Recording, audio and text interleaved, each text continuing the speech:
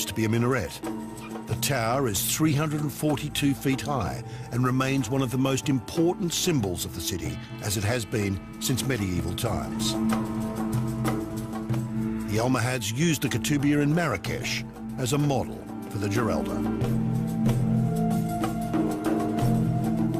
The tower's first two-thirds is the former minaret, built between 1184 and 1198, and the upper third, Spanish Renaissance architecture. After Seville was taken by the Christians in 1248, this former mosque was converted into a church. The final third of the tower is today an outstanding example of the Gothic and Baroque architectural styles.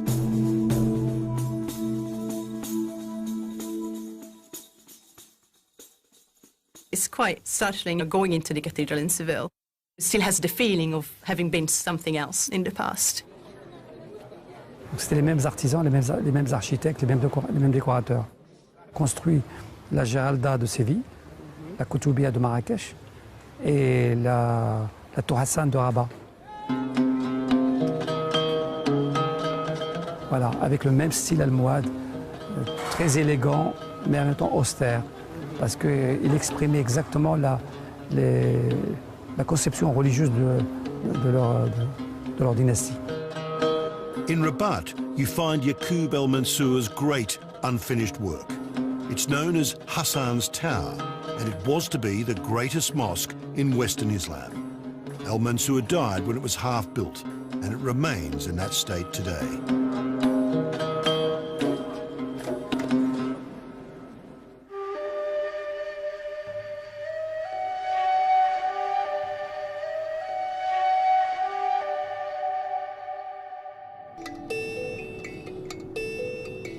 After the death of al-Mansur, the Almoravids were in turn overthrown by the Marinids, who achieved fresh victories in Spain and conquered Algeria and made Fez their capital in 1248. They build the most beautiful things you can see in Morocco, and difficult not to fall in love with them, but they're like a Renaissance dynasty in Italy.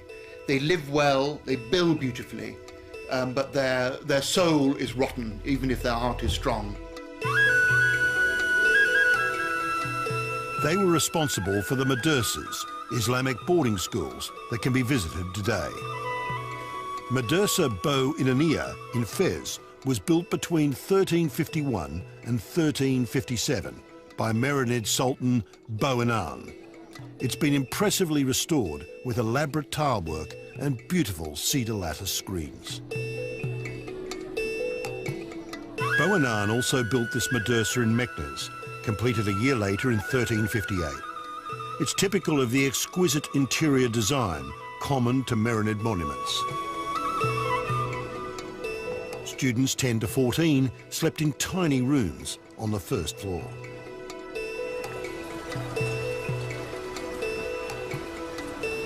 Under the Marinids, many refugees arrived in Fez from Spain as battles with Christian Spaniards intensified.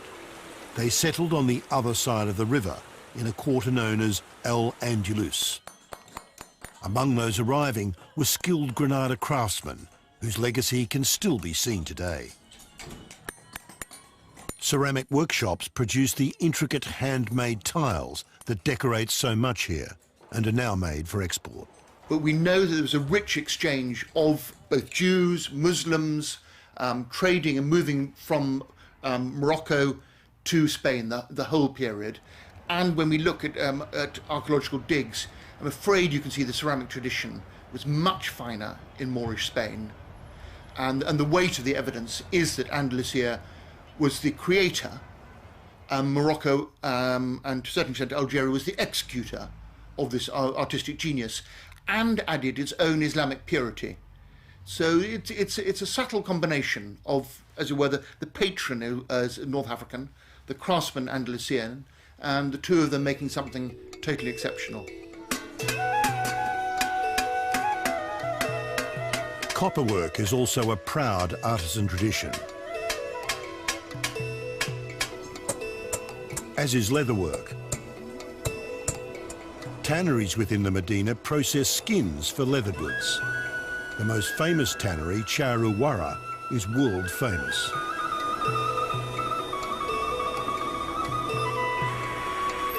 There were also Jewish refugees escaping persecution in Spain. At one time, 250,000 lived here in a specially created Mela, or Jewish quarter. Their old houses remain, their open balconies looking into the street. When you go to Fez, you see the Mela. It's right beside the palace. It's actually within the protection of the palace citadel walls. So the Sultan had his Jews right beside him to do all the things he needed to do. To make metal, to make guns, to make jewelry, to be a sort of bankers. All of those things were prescribed either by tradition or by Islam.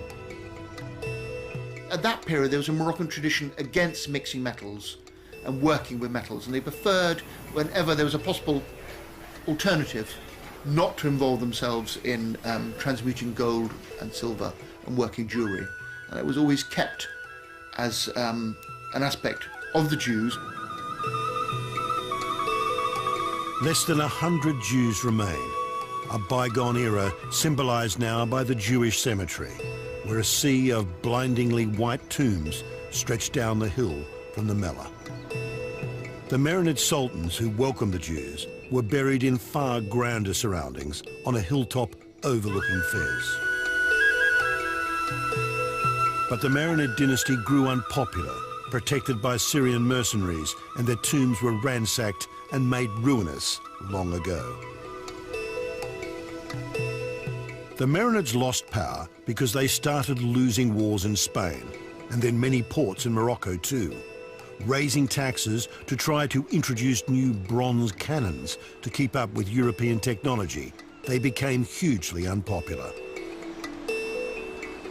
They got throttled by this double act of trying to raise money and trying to win this war against the Spanish.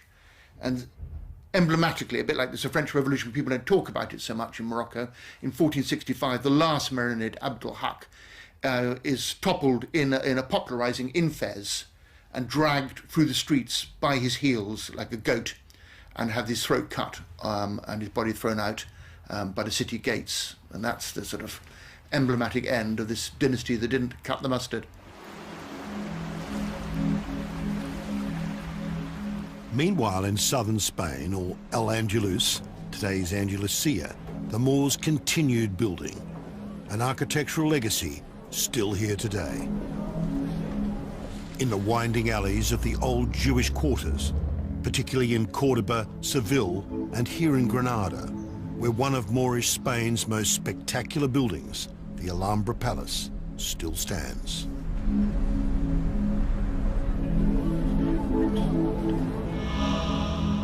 Work began on the Alhambra fortifications in 889, but the complex evolved over several centuries, with work on its 3 palaces not completed until the end of the 14th century. The Alhambra was the last surviving Islamic citadel in medieval Spain. It was a huge fortress and palace on top of a hill which took the Castilian armies centuries to conquer. In 1492, the Emirate of Granada was the last bastion of Moorish Spain to fall to the Reconquista, led by the crusading Isabel and Ferdinand. The last Moorish emir, Boabdil, surrendered to the Spanish monarchs on the plain below the fortress. The Alhambra itself was never taken, but the royal standard of the Catholic monarchs soon flew from the watchtower atop the fortress citadel. The Catholic monarchs then moved into what was the most exquisite of buildings that the Moors had created during their 800-year rule. The Alhambra complex is vast, covering 35 acres, and has a number of grand features. The protective Alcazaba, or fortress, at its western end is the oldest part of the complex, and built on an isolated and precipitous headland, making it impossible to take. The rest of the plateau comprises a number of earlier and later Moorish palaces, enclosed by a fortified wall and 13 defence towers. 30 years after their victory, the new Spanish monarch, Charles I, built a giant Renaissance palace in 1526, right in the heart of the complex. It sits uneasily today amongst the Moorish architecture of the Alhambra.